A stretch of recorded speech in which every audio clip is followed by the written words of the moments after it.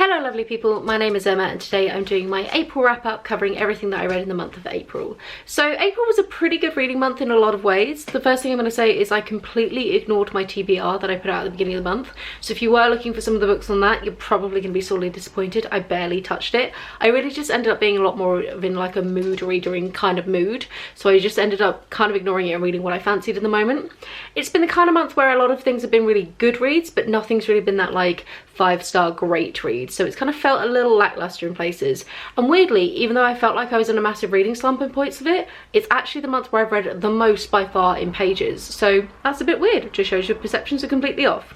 So I'm going to talk about the fiction first, and then I do have 3 non-fictions and 2 DNFs for non-fiction at the very end, but I'll leave a timestamp down below if you are somebody who's just interested in my non-fiction content. The first book I want to talk about is Shanghai Girls by Lisa C. This is a hangover from March and I finished it off at the very beginning of April, and this is a historical fiction set just before and just after World War II. It follows 2 sisters originally in Shanghai who then moved to America due to the outbreak of war in China, specifically with the invasion of the Japanese. Lisa C does a lot of kind of stuff in this area. She talks a lot about kind of historical fiction within either China or kind of Asia in general, and does a lot of work about kind of immigration, sort of generational character work. This was a really good historical fiction, but it was quite slow in places and was very, very character focused. And similar to with the Tea Girl of Hummingbird Lane, which is the previous one of hers that I read, it kind of didn't really end as such. It just sort of petered out.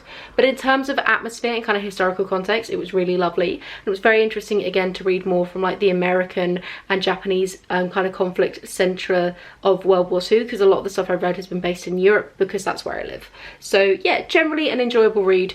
It was on a 5-star prediction, but it didn't quite hit the mark, and I do wonder now going back if I could reread The Tea Girl of Hummingbird Lane whether I would give that such a high mark, given I've read a lot more historical fiction since reading that original book. The next book I finished was absolutely phenomenal and is the only 5-star read I think of the entire month, and that is The Space Between Worlds by Mikhail.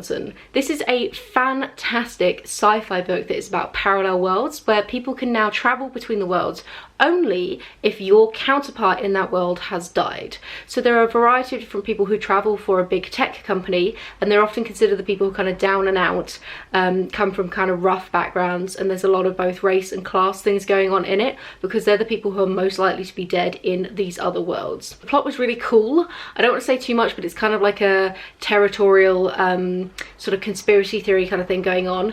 I loved the characters, I loved the plot. There were some really fun romances in it that I absolutely adored. The concept was great, it was really well executed. I really have almost nothing bad to say about The Space Between Worlds. It was a phenomenal reading experience, and I just wish I could spend more time in this world and kind of see how it worked.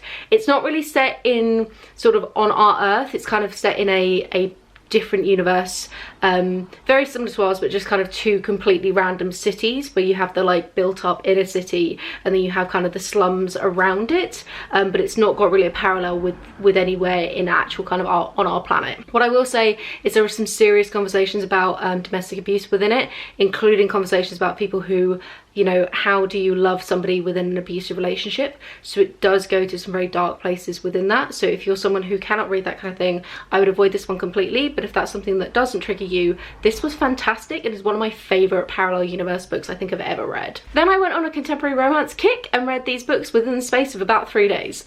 And one of those is Something to Talk About by Meryl Wilsner.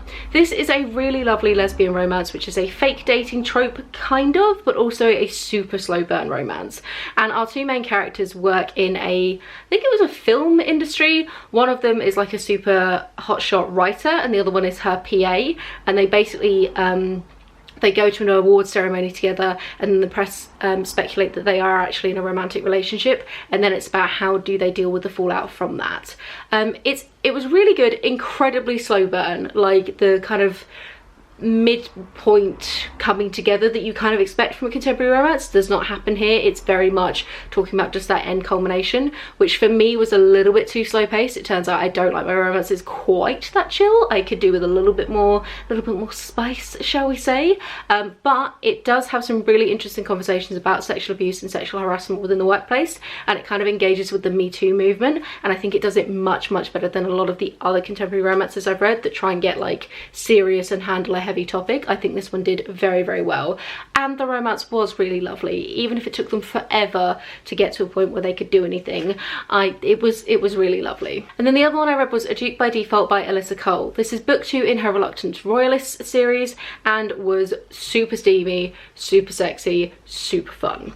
So I enjoyed book 1 but wasn't overly enamored with some of the tropes in it. This one is kind of an enemies to lovers, that sort of enemies is always the wrong word for an enemies to lovers trope, like that antagonism, mutual dislike to lovers. There's like a lot of tension and chemistry, but you constantly butt heads, that kind of a thing, and boy did it work for me.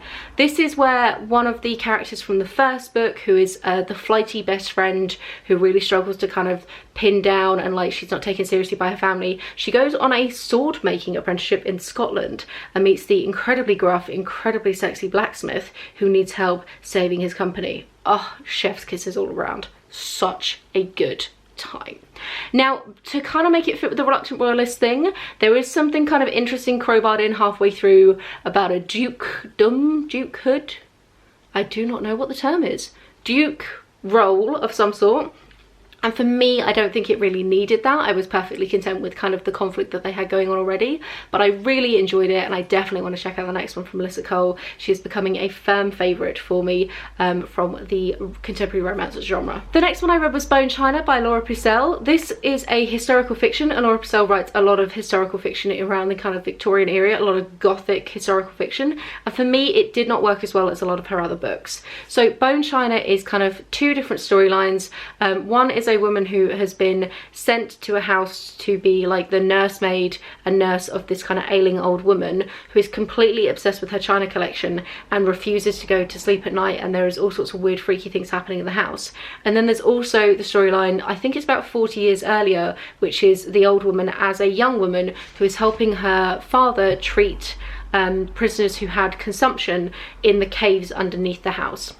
It's kind of the freaky stuff going on. It's trying to type in with ideas of the Fae, and I think it might even be set in Cornwall if I remember correctly, so it's really typing into a lot of like local folklore and sort of fairies and pixies and sprites and malevolent mystical creatures who are very determined to try and like steal stuff from you. Now, Lora Purcell I think does historical fiction really well, and I really enjoyed The Silent Companions and The Corset, but for me this book just didn't hold itself together. Personally, the atmosphere was fantastic, but the characters felt very two-dimensional and flat. There was too much going on with the plot that wasn't really like interwoven together. The different timelines for me didn't really pair up nicely, and I just wasn't that bothered about the ending. It just left too many things unsaid, and I think for me it really was just like a weaker version of the previous two books that's bringing nothing new to the table. And when I'm reading an author, and I've now read, this is the third one of hers, and I'm now kind of more or less up to date. She has a new one coming out, but I have read all of her work so far. For me, I want to see an author kind of progress and grow, and I just feel like she's very much stuck in this sort of stagnant area where she had like 1.5 books in her that she's eked out to 2 very good books, The Silent Companions and The Corset, whereas the Bone China was just like not really enough of anything to make it worth my time personally. But if you are a big fan of historical fiction or gothic fiction, I mean, it does all of your classic gothic fiction stuff perfectly adequately. I think if you are a fan of the genre, you'll be more than happy. It's just if you're looking for something special within the genre, it definitely is not doing anything new. Then I read The Alchemaster's Apprentice by Walter Mowers. Oh, nearly dropped it then. This is fun, fantastic, absurdist fantasy, and it follows our lovely main character, Echo the Krat, who makes a deal with Ghoulian, where he has a month to be fattened up as much as he can as he's starving out on the street, and then at the end of the month, Ghoulian will sacrifice him, melt him down, and make a ball of magical krat fat to use in some kind of mystical spell. And it's basically Echo just trying to get out of this contract and the various characters he meets along the way. Now, this is iconic classic Walter Mowers at his most mediocre, frankly. I think it's probably the weakest of all the books of his that I've read. It just doesn't have the sprawling, incredible, interweaving plots that I'm really looking for, and it is the shortest of his by far, even though it is still fairly chunky as a book. So for me, it didn't quite hit the mark, but atmospherically wise, it's fantastic. There are some really fun bits in it and some really interesting characters. I just wanted it to be like double the length and go a little bit more meandery. I feel like he almost reached a stage where he was worried that his plots were becoming too sprawling, and he tried to tighten it up, and like that's not what I'm looking for from him as an author. I just want to hang out in this world and read 600 pages of like sprawling, incredible, tangentizing nonsense basically, and this was like far too sharp on it. However, if you're one who has no patience for really sprawling fantasy books, this might be where to start with him, because it is the tightest and slickest I've ever seen Walter Mowers. And then fiction wise, I finished out the month by reading 2 paranormal romances. The first one is Taming the Beast by Lora, and this is book 1 of her Pride series, and this is quintessential paranormal romance at its yeah. So it is about a woman who is trying to get a news story from this particular guy who it turns out was some kind of genetic experiment where his DNA was kind of spliced with lion DNA, and so he's this kind of weird breed pride character, and it's about sort of their experiences, but when they get into vicinity of each other, it turns out their scents are perfectly matched to trigger some kind of mating frenzy, and they basically have to bang continuously, otherwise she is in extreme amounts of pain and he goes on a hormonal fueled like anger craze in the corner. And yeah, it's about as consensual and about as well done as that plot premise really suggests it would be. It's the kind of thing that this series has been around for a really long time. I think I read some of the later books in it as a teenager, and I was kind of curious about that kind of nostalgia kick, and I really couldn't find a paranormal romance that I actually wanted to read, so I bought this one cheap on Amazon just to see whether it was as bad as I thought it was, and yeah, it really is. So if you're looking for anything that's going to be woke or like aware of all the horrible tropes that it's leaning into, this isn't it. But if you're happy to just take paranormal romance at face value and be like, hey, the sex scenes are really hot and I'm not going to look too closely at why they're really hot, then it's a perfect example of that. And it's kind of fun, and it, you know, the world is semi-interesting, so I think I gave it like a 6 out of 10. Like, it was an entertaining evening when I didn't want to have to focus on anything harder, so way for that. And then I read a paranormal romance which was dramatically better and made me much happier, and that is Mating the Huntress by Talia Hibbert. This is actually a novella, and Talia Hibbert is a fantastic contemporary romance writer who's also dabbled in a few other little bits, and this is one of hers where she's kind of dabbling in a different non-contemporary area as such. And this is about a woman who her whole family are werewolf hunters, but she's not allowed to join in because of a prophecy that said that her first kill will rip out her heart, and then she ends up basically bumping into this werewolf who decides that she is his mate, and then it's about kind of their relationship as such and kind of how it develops. But it does all the things that like Taming the Beast and so many of these paranormal romances don't do well. Like, this one did really well. It was fantastic at talking about kind of consent and talking about their relationship and how it developed, and both of them were well-rounded characters in their own right, and they didn't just bang immediately, and they weren't just like horrible caricatures of things. Like, they actually felt really real, and I was like really invested in like the conflict and the plot and the romance. And my only real criticism of it was, why the hell is this a novella? Why isn't this like a 12-part series like every other paranormal romance out there? Talia Hibbert, get on this. I want to be reading more from this series, and I want them to be full-length ones next time. None of this 150 pages nonsense. I want 350 pages of beautiful, amazing, gorgeous werewolfness. Thank you very much. If you ever watch this, that's my request. So yeah, that was a good one. I would totally recommend that. Now we're going to jump into the non-fiction section. The first one that I finished was The Gender Games by Juno Dawson. Juno Dawson is fairly well known as she transitioned and she documented her transition in I think it was a magazine column, I believe. She's a YA author, but this is her non-fiction adult memoir / manifesto, although to be honest it read more like a YA book, and I think that the publishers did something a bit wrong there where they should have pitched it at YA, because it's a nice mix of like a memoir of Juno, but then also kind of conversations about feminism and like gender and sexuality and identity and sort of the whole spectrum of various things you want to talk about the queer community in general and its interactions with various other kind of areas of politics. However, it did read very like social justice 101, and I'm not too sure who the book is really aimed at, because a lot of it felt very like, well, I know this because I've read these books already and I don't need convincing of this. And like there was a section where it talked about how feminism is almost a dirty word and you might be hesitant to call yourself one, and I really don't think anybody picking up a book by Juno Dawson called The Gender Games is actually going to be hesitant about calling themselves a feminist.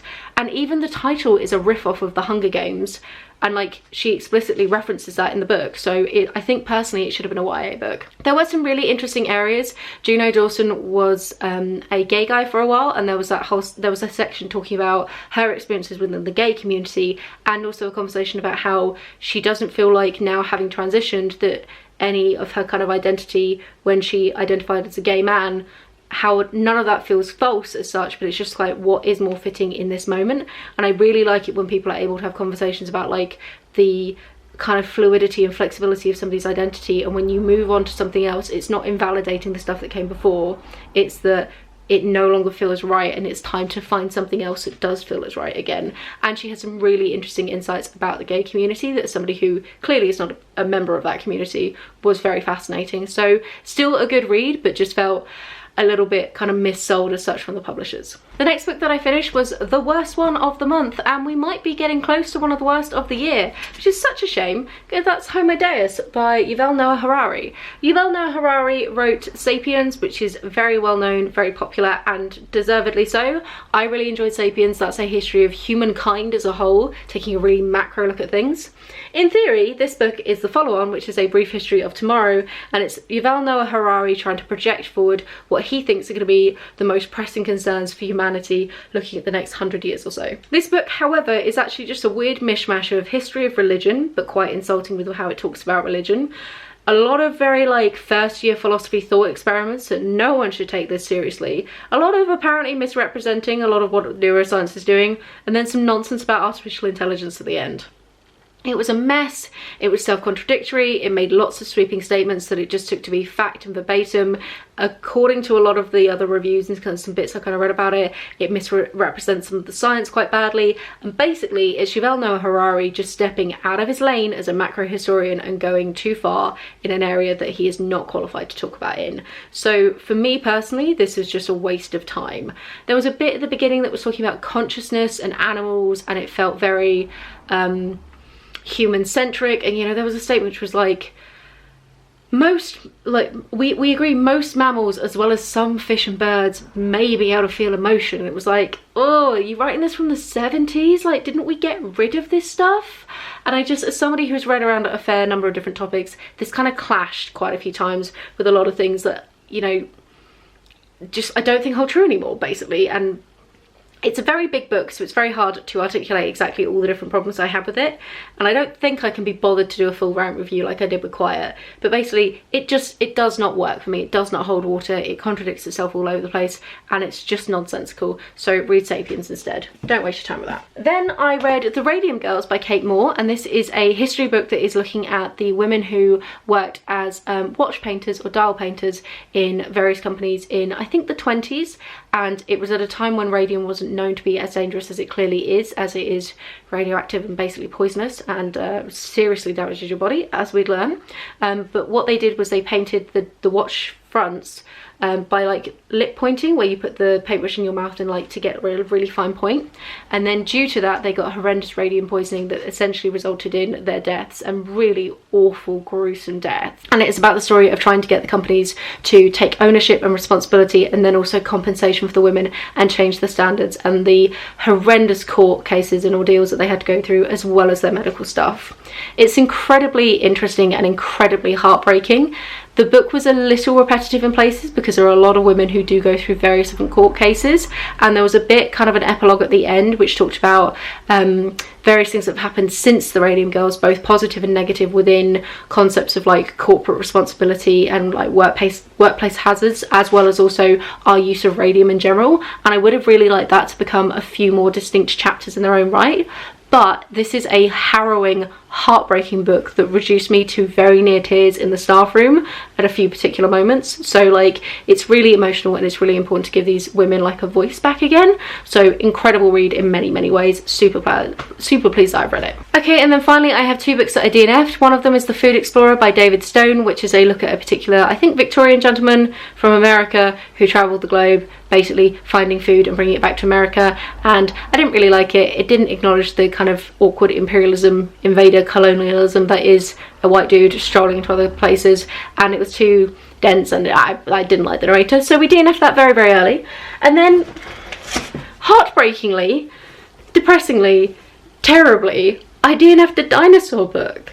I know! So this is the Tyrannosaur Chronicles by David Hone, and it's specifically looking at the Tyrannosaur kind of section of dinosaurs, tree of life, whatever, and yeah, I cannot finish this. David Hone is a fantastic paleontologist. I listen to a podcast that he co-hosts and it's fantastic. It's called Terrible Lizards. Please do check it out. I will link it down below if I remember.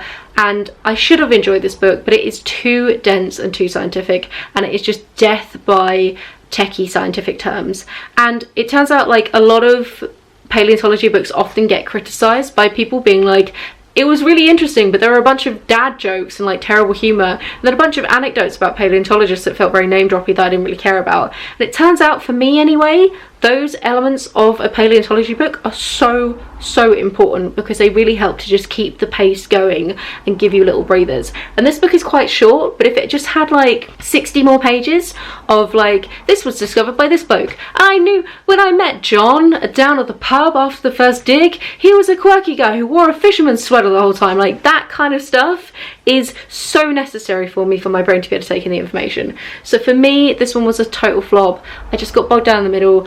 It took me a month to read 53 pages of it. That is not a good sign for a book. So we're walking away, because life is too short to allow that. And I think that's the book that made me feel like I was in a reading slump, because it was just hovering on my currently reading on Goodreads for ages, and it just made me feel crappy. So I got rid of it.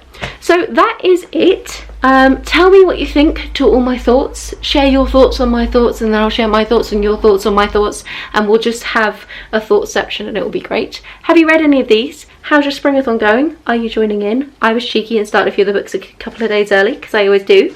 And yeah, random question of the day is, do you wear jewellery? And if so, what is your favourite piece of jewellery? Because I really found this necklace that I really enjoy. Look, it's got like strandy bits and it's really cool. So yeah, that's my random question. Have a wonderful reading week, and I'll chat to you soon.